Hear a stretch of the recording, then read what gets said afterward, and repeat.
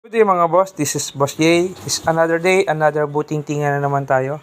Meron ako ritong isang binibuild na shampoo tankless na pang DIY car wash bendo. Ito. Meron tayo ritong isang power supply 12 volts 10 ampere. Kasi ang setup nito pa-compressor ang type nito. Pero kung ang gamit nyo naman ay compressor na portable, ay mas maganda ay 30 ampere ang inyong power supply. No. Bali, ito lang ang susupplyan nito ng power supply. 12 volts, nakakonect dito sa AC niya. Tapos, dito siya nakakonect sa ating car wash bendo.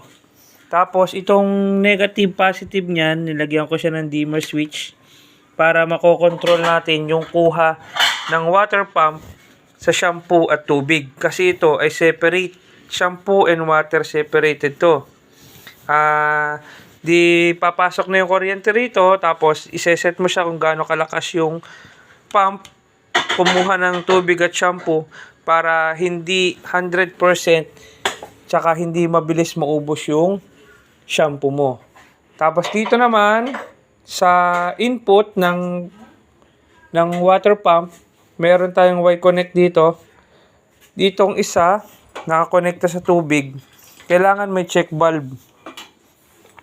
Pag hindi kasi nilagyan ng check valve, ito pwedeng maghalo. Pag hindi na ginagamit, maghahalo yung tubig tsaka yung shampoo. Either yung shampoo mo na puro, pupunta rin yung tubig, magtatapon yun. Tapos yung shampoo naman, pupunta din sa tubig mo, sa water source mo. Yung kailangan may check valve, yung arrow niya pataas. Ito. Arrow pataas. Tapos nilagyan ko ng filter sa tubig. Dito kahit hindi nalagyan ng mga hose clamp, okay lang yan. Kasi hindi naman siya wala naman tong force. Higop lang dito. Ang kailangan lang dito siya. Kasi ito yung nagbubuga.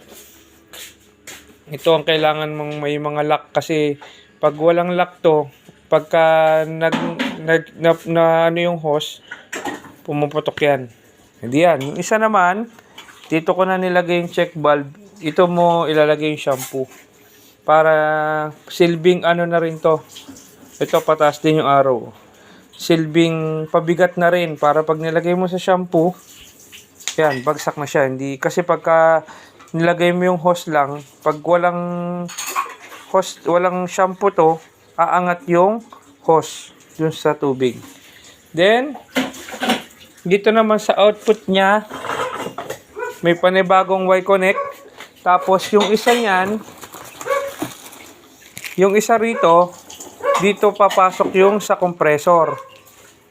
Sa compressor to. Kailangan, sa compressor, meron din ganito check valve. Para hindi pasukan ng tubig yung iyong compressor. Tapos dito naman isa, ito na yung output. Dito mo na siya ilalagay yung hose. Output na siya. Dito na lalabas yung timplada na shampoo. Diyan na yung foam tank. Ito na yung palabas. Palabas dun sa inyong area. Sa inyong car wash.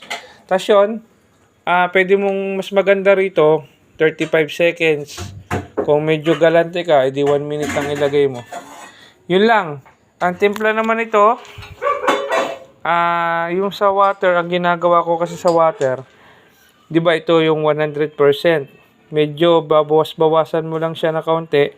Tapos ito namang shampoo, tetemplahin mo na lang kung gaano kalakas ang shampoo mo na ibibigay. Kasi minsan, pag napalakas yan, lugi ka. Ang daming nababawas na shampoo, tapos kaunti lang yung makukuha mo na sales. Yun lang. Bago ka mag-start, magtatapon ka muna ng shampoo para matimpla mo kung ano yung tamang buga na hindi malakas sa shampoo yung iyong setup. Yun lang. Ito lang titimplay mo. Shampoo, tubig, tsaka itong water pump. Yun lang. Ito sekreto ko para matipid sa shampoo. Okay? Alright? Maraming salamat and see you in my next vlog. Alright?